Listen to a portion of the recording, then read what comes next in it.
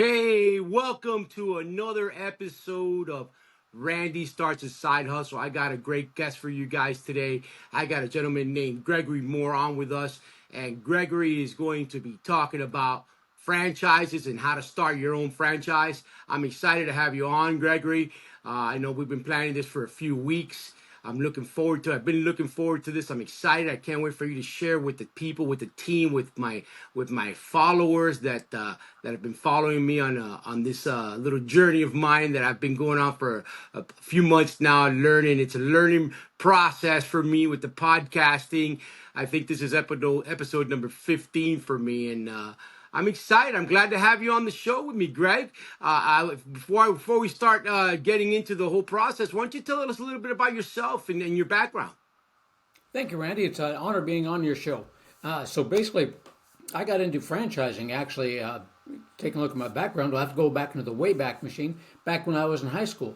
Back when we were in high school, most of us got jobs at fast food places, and I just happened to pick Taco Bell. And I actually started working for a master franchisor for Taco Bell. I didn't know it at the time until I started moving up and managing her restaurants.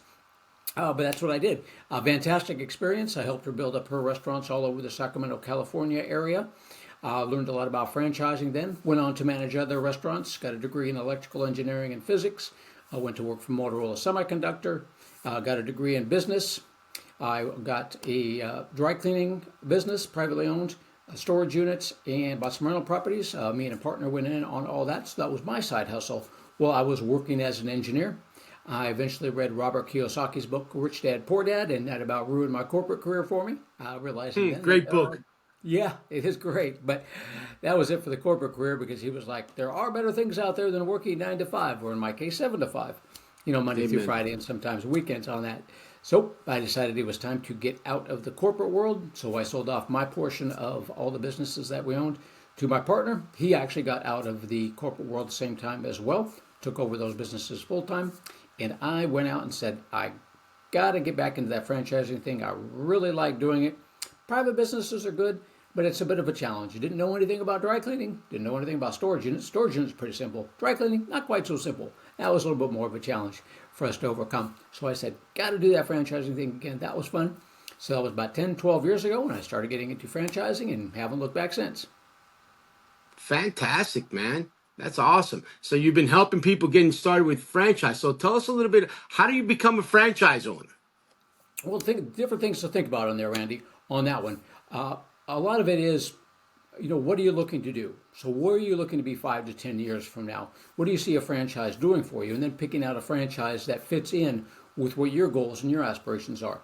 Along the way there, as you're thinking about that, think about where have you been? So when you're thinking about where have you been, you need to think about what do I bring to the table? And what do I have in my brain? What knowledge do I have? What experience do I have? Will that franchise be able to use on that? So start thinking about that.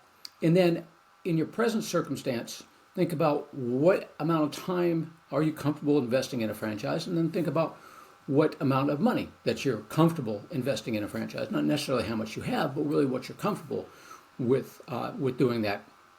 And then you want to look for franchises that fit that model, got the same culture that you do. And then there's the investigation process to go through. I help with all this. There's a lot of things on my website where if you're a do-it-yourselfer and you want to do it yourself, a lot of information there that you can gather and download for free. That'll help you in that process.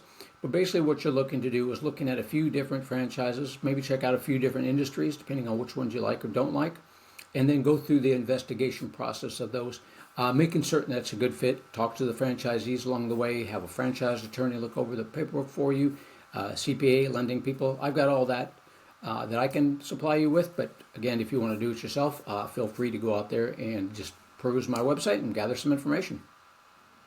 Fantastic. Now, you talked about investment. So you have different types of franchises that people can start off with minimal investment or bigger investments. There's different levels, correct? That's correct, Randy. So most people, you and I, Randy, when we're driving around, we see all the brick and mortar franchises out there. The McDonald's, Taco Bell's, Meineke, Mako, Supercuts, Great Cuts. Sure. Those are the bigger investments. So you're looking at, 300,000 on up. McDonald's probably about $1 million or something like that. And like McDonald's, I think they want you to work full time. There's So that's a brick and mortar. You build it and they will come. General theme on that one, but it is going to be pretty large of an investment on that. And keep in mind, many that you can do semi-absentee, you don't have to do these full time. Service industry is on the other end of the spectrum. So with the service industry, they're around $150,000, $200,000 total investment at the most. With the service industry, your clients don't necessarily know you exist until they need you. So you need a good franchise system there to drive people to you when that need arises on that. In many of those industries, you can do semi-absentee as well, or franchises. Some of them require full-time.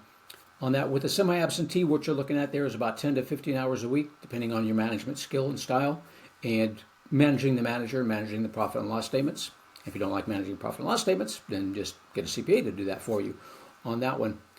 Great industry to get into. It doesn't matter which industry, whether it be brick and mortar or service industry.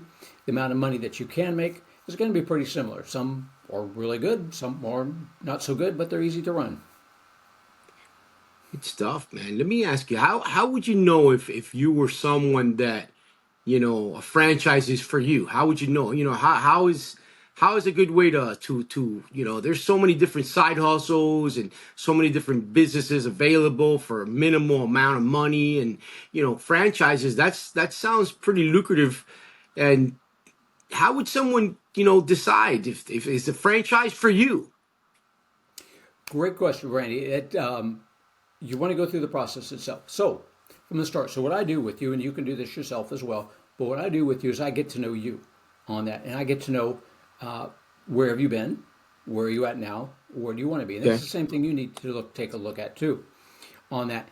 Knowing it's for you, I don't think just looking at a franchise or glancing over what's out there on the internet is going to do any service to you at all. You really need to Okay. look into the franchise itself on that. Many people don't know which industry they want to get into, but they know which industry they don't want to get into.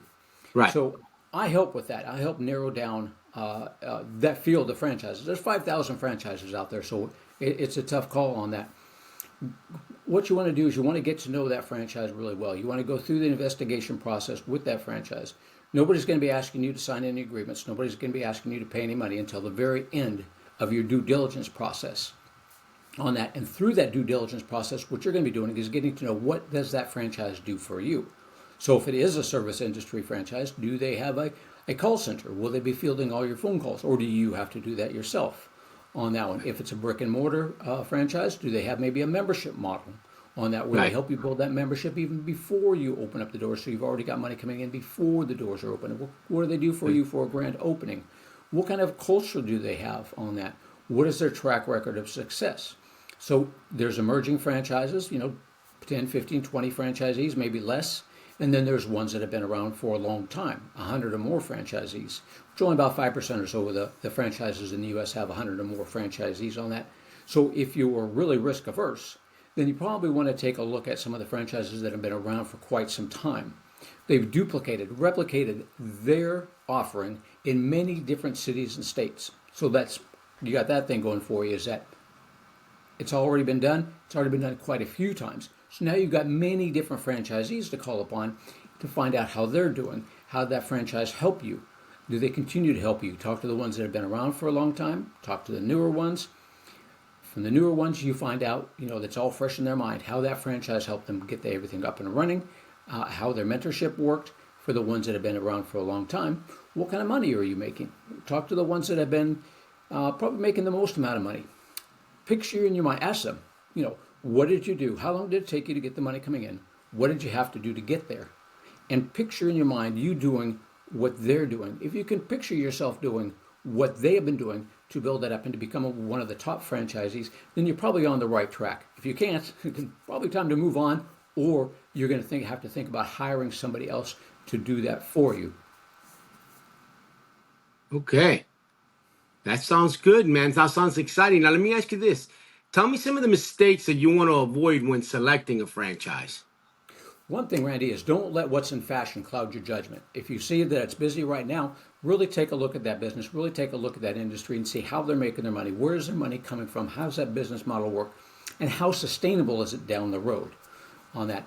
As I mentioned before, always talk to as many franchisees as possible before you get involved in that franchise. You want to start hearing the same thing over and over again, and you want it to be good, something that you're hearing over and over again on that.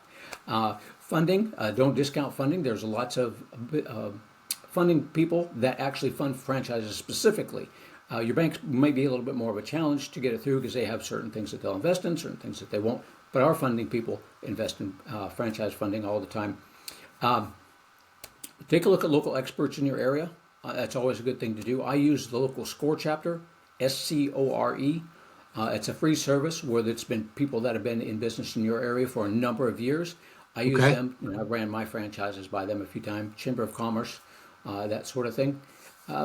The industry itself, you don't necessarily have to be involved in on that on a regular basis before you get into a franchise. You don't necessarily have to know anything about it, but you do need to get to know it if you want to choose a different industry. So if you're looking at, mom and dad really need a lot of care, you like helping out elderly folks, stay at home a little while longer, and you really like the senior care industry, it doesn't matter that you haven't been involved in it, but get to know it if that's the industry that you want to get Sure. involved in on there. But just get to know how does that business make money? How long is it going to be sustainable for?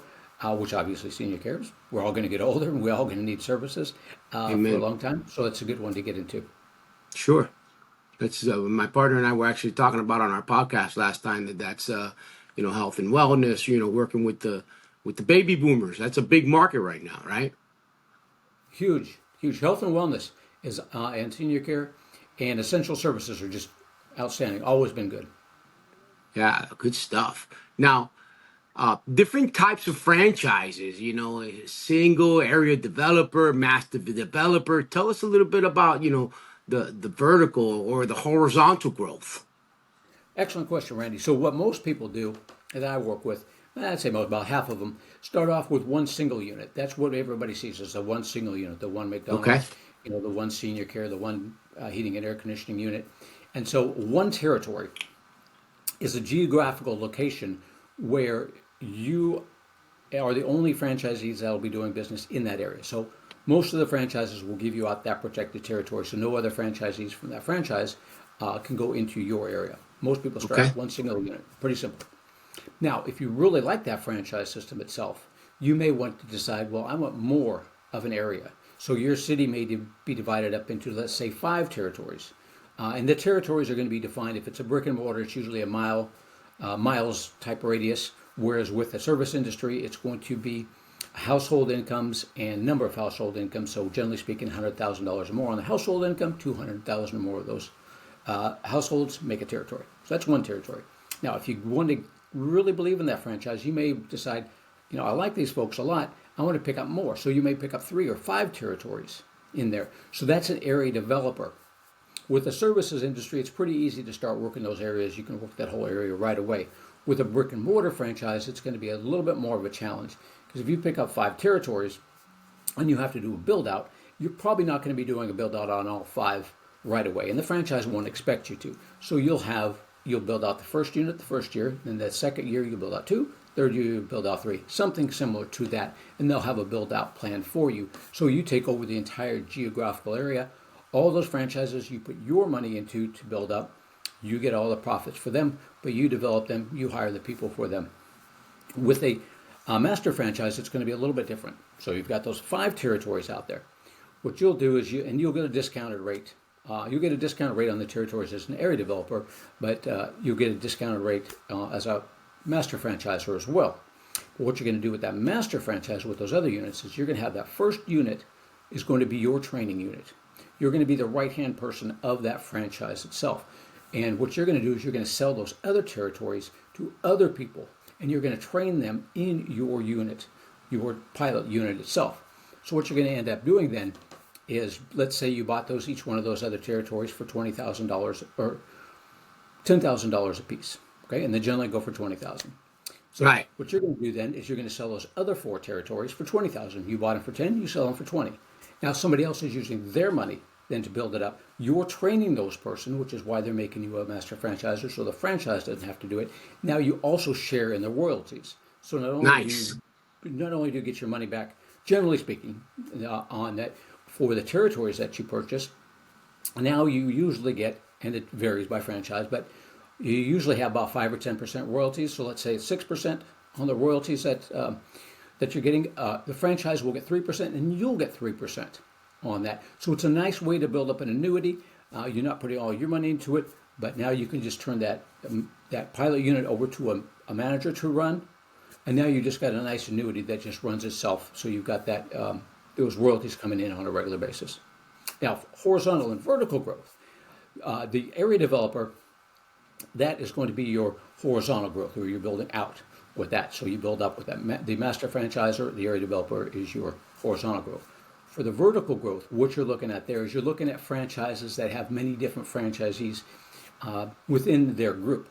So Neighborly Group, the Authority brands, they have many different franchisees in their franchise companies within their group. So Neighborly has about 20. So with that, what you do is you may start off with groundskeeping on that. You bought one territory, you're going to do the groundskeeping. Now you want to build that vertical stack, so you're not going outside your territory. What you're going to be doing is owning the home, basically.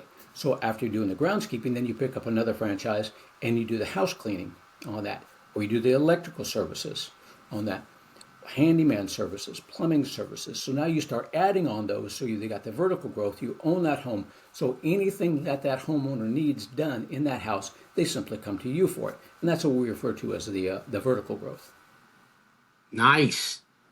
Now, man, this sounds exciting. Now, the big question, because it sounds like there's a big investment getting involved into franchises. Give us I'm sure there's a few different ways of getting financing to start your franchise. And I'm sure you're going to start off small and work your way up. But what are different ways that people can come up with the funding, to start a franchise? What do you advise? A personal decision on that. Two different ways to do it. Use your money, use other people's money.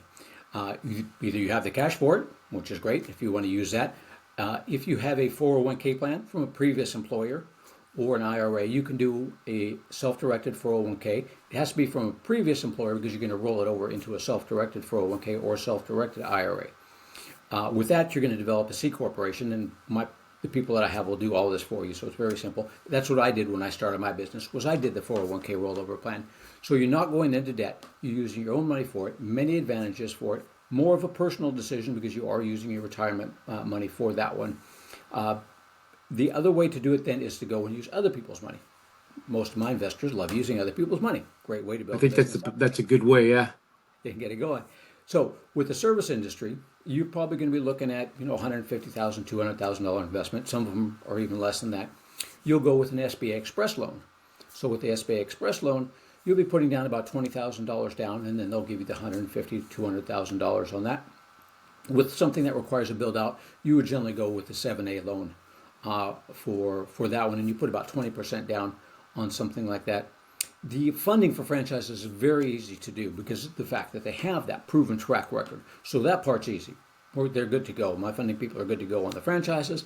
It really just comes down to two things. One is your credit, and the other thing is that each franchise has a certain requirement for net worth that you have to have, so you don't run out of money. Nobody wants you to run out of money. And the bank will do the same thing. They'll make certain that you have the net worth requirement that is required by that franchise to do it. So just those two things. You've got the net worth where you qualify for that franchise, and then you've got good credit. The rest of it's pretty simple.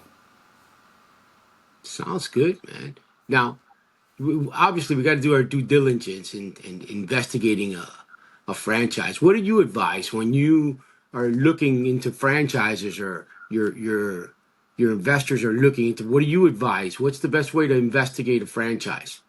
So what you want to look at there is, what is that you're trying to accomplish? What do you really want to do? Do you just want to make money? And it doesn't really matter. As long as it's legal, moral, and ethical, you are good to go. You just want to make money. Do you want something that is, you can get something that you're passionate about, but which really helps sometimes, but you don't necessarily have to. And then, so what we take a look at is, do you want to just make money, or are you looking to give back to the community? Or are you looking for something that maybe correlates to what you're doing now? My real estate investors, they really like doing the essential services businesses, the HVAC, heating and air conditioning, electrical services, plumbing services, handyman services, groundskeeping, because that relates to what they already do. So it's a good add-on to the real estate business itself. And most of them have worked with those people before, so they have kind of a general knowledge of what it's all about on there. So really take a look at what it is that you really want to accomplish and how that franchise can get you to where you want to be, as opposed to a private business. You can go into private businesses, and it's a good comparison to do on the both of them. But you want that franchise to get you to where you want to be 2 to 3 years quicker. That's why you pay the franchise fee and the royalties on that one.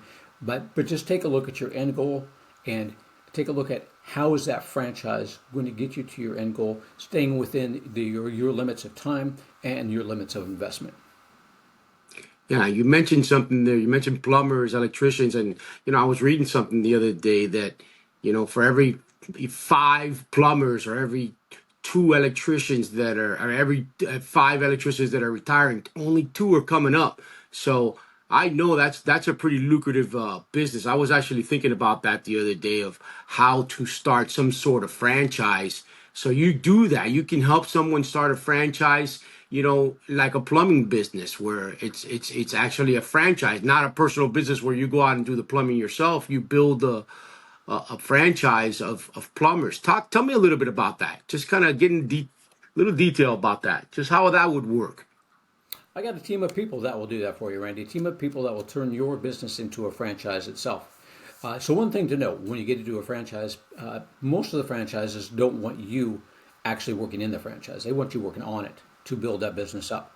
So if Okay. you're a plumber and you want to turn your business into a franchise, just keep in mind, you're not going to be doing any more plumbing. You got other people to do that for you. And generally speaking, if you're running a plumbing business yourself, running it actually not doing the work, you really want other people to do the work so you can build it up on that one. But we have people that'll turn that business into a franchise for you. Now your role is going to be to step back from that actual plumbing business itself, and you're going to be helping to develop franchisees, grow their business, and duplicate what you've proven to have done before. We like to see businesses, whatever kind of business it is that goes into a franchise, we like to see them have more than one location so they've shown that they can reproduce it. It's not essential. We built up businesses that started out with just their one private unit, corporate owned unit, and we built them up from there.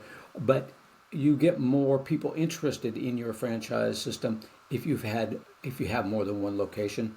Also, bringing in a good, a netting 100,000 or more a year, you get more people that are interested in it if they can see the numbers are decent on that. Again, you don't have to. There's quite a few franchises out there that don't make 100,000, or the franchisees don't make 100,000 a year, but that just makes it a little bit more lucrative, or get more people interested in the franchise.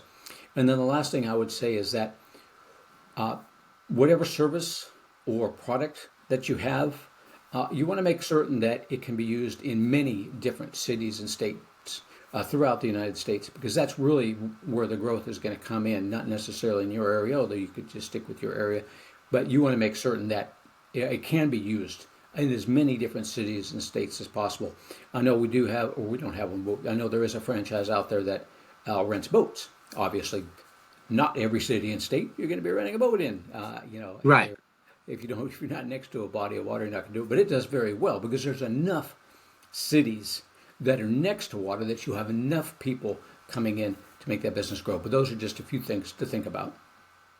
So Greg, you actually don't help people buy franchises. You actually will help someone take their company or their business and turn it into a franchise. You've got a team of people that will help do that. That's correct, Randy. I do two things. Actually, the main thing that I do is I guide people through the franchise investigation process. There's no charge for my services. Any of the franchise consultants that are out there, we don't charge for our services. We get a referral fee from the franchisors if you decide to invest in one. So what we do is we take you through, specifically, I take you through the investigation process, making certain that you have all the information you need to make an informed decision. That's my main role, is guiding people who are not too sure which franchise they want to get into. They just know they want to get into a franchise, and they really need help and guidance in going through and picking out the right franchise and really how to look into it, what to look for. I've got a whole list of questions for the franchisees. When you're talking to the franchisees, when you're talking to the franchisors, I've got a whole list of questions for you. You'll have lots of your own. I've got those too. That is my main role on that. And then occasionally I'll help businesses actually go out there and become franchises. I probably helped, just a handful of them or so at this point in time, turn themselves into franchises and then grow from there. Wow, that sounds exciting, man. So you actually put the two together. You find the franchisees, the people, the folks that are looking to start a franchise, and you can, find a business owner that has maybe multiple locations and put the two together. That's your that's your end goal. Exactly. I'm a matchmaker. Think of me like Match.com and Realtor.com all pressed into one. Franchises like the franchisors like what we do as franchise consultants because they tell us, we meet with them on a regular basis, and they tell us this is what to look for in potential candidates. This is what a successful franchisee in our system looks like. So then we can go out and I get to know you. So I'll sit down with you, Randy. We'll talk about where have you been, where are you at now, where do you want to be. I've got a list of questions that I'll go through with you. I'll get to know you as well as possible. I already know who the franchisors are looking for. Now I just need to know what you're looking for. And once I do that, then I can go back and say, okay, I know, these 5 or 10 franchises that I've worked with, they're looking for people just like you, Randy. And from what you told me, you're looking for what they have to offer as well. So that I do the matchup. I usually send out about 5 or 10 different opportunities. We narrow it down to 2 or 3. We go through the investigation process of those 2 or 3s, and then you narrow it down to the one that fits what you're looking to do best. And the franchisor is going to be doing the same thing with you. They're going to be saying, okay, is Randy going to be a good fit for our franchise? They don't want to see failures in their system. You don't want to fail. Nobody wants to see failures in their system. And you can see that information in the franchise disclosure documents. I believe it's under item number 20, a list of franchisees that are currently running the business, a list of franchisees who started the business and are no longer running the business. Pretty easy math to get a success rate. And we like to see 85, 90% or better on that. So you're both going together, interviewing each other, making certain that you're both a good fit. And then at the end of the day, you'll go out and meet them in person, talk to them eye to eye, face to face, and make that important decision about whether you want to be involved with them, and they make the decision about whether they want to be involved with you. Sounds good, man. Let me ask you this, Greg, because talking to the folks that are watching on here, everyday people like you and I that are looking to do something. There's you're gonna have people on here that are gonna be looking to have bank accounts with money, or they have they have good credit, they can get the funding, they can start a franchise, get on with you, and we're going to get your information. I'm going to have you talk a little bit about your company name and some of your contact information. And like I said, we'll collaborate all, during the week while I'm putting up shorts of our podcast and get your information out there. But every day, someone like anybody like you and me that would want to, is there another end where we can come in and help, find you? Maybe I know, a business. I have a good friend of mine that has a great business that's doing very well, that maybe has 1 or 2 locations. And I want to, maybe make a little bit of money by putting him together with you. You know what I mean? Is there an opportunity there? Can you tell me a little bit about that and how that would work? Absolutely. If you send people to me, I get a referral fee from turning a business into a franchise. I'm more than happy to share that with anybody who wants to send people over to me. If that business goes through with it, becomes a franchise, then part of that referral fee can go to you as well. More than happy to do that. I get referrals like that all the time. I work like that quite often. Many different people works the same way. If you refer somebody to me that gets into a franchise, more than happy to share that referral fee with anybody that does that as well. See, that's good stuff, because I'm sure there's a lot of people out there.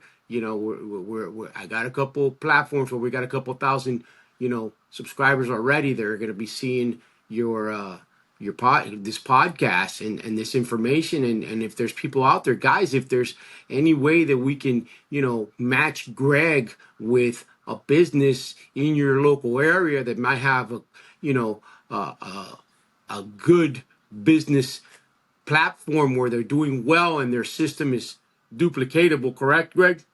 That's correct. Something that he can take that and they're going to duplicate it and they're going to take it from there. And it might be a good opportunity for you to make a little something, make a little commission with Greg, and help that local business in your area, and help a franchise owner, that a franchisee that wants to start a franchise. That's pretty exciting, man. Those are pretty lucrative little deals, no? They are. It's good. You can add up if you send a lot of them to me. It can add up pretty quick.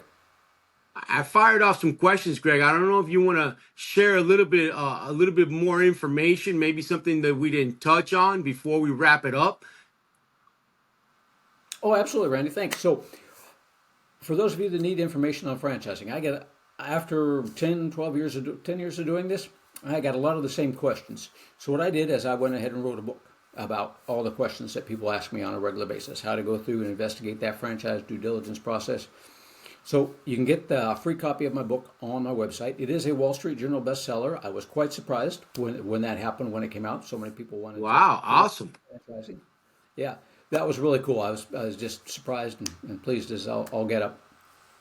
You can get it on Amazon too if you want. Prefer you go on Amazon and pay for it, so I get paid. I'm just kidding. You don't have to do that. Absolutely. You can just go to my website, download a PDF version if you want to right there. I've got that on there, and that'll walk you through step by step of what I will take you through to find a good franchise for you. So all the whole due diligence process is in there with real world examples of people that I have worked with before. There will also be in there the due diligence process itself that you can download, 7 mistakes to avoid that you can download as well, matrix of business types, so it kind of gets you an idea of different types of franchise businesses out there. So those are all out there on my website. I'm all about education and options. So it's good to have options. It's good to get educated on franchising. Franchising is not for everybody. I'm not going to try and convince you that it's the greatest thing since sliced bread, because for some people it's just not. And we'll go through that. And along the way, you'll figure that out, whether it is franchising is right for you to begin with, and if it is, which franchise is right for you. What's your website, Greg? Oh, website, franchisemaven.com. Franchise, M-A-V as in Victor, E-N.com. You can email me at greg@franchisemaven.com, or you can just pick up the phone and give me a call at 361-772-6401. Man, that's really exciting, man. I'm pumped up. We're gonna put your website on the podcast. We're gonna share it all week. We're gonna get you out there, see if we can match you up with some potential young entrepreneurs or entrepreneurs that are looking to add to their portfolio. And it's really been a cool, man, to have you on the show. I appreciate your time and you coming on the show and sharing with us. Thank you for having me today, Randy. I greatly appreciate the honor. My pleasure, man. We're looking forward. Maybe we'll have you on here again when we get going. We get you some leads and get some going on, and maybe we'll do another show in the near future. Thank you so much, Mr. Gregory Mohr. Appreciate your time, man. God bless you, brother. Guys, we're gonna get you out some information on Gregory. We're gonna put his website on there. We're gonna get everything we can on out there for you guys so you can do your due diligence. He's got a lot of information on his website where you can educate yourself, like he explained. Thank you guys for joining me on my podcast. I appreciate you guys very much. I love you. God bless all of you. Gregory, God bless you too, my brother. And I hope you have a great day, man. You too, Randy. Thank you, sir.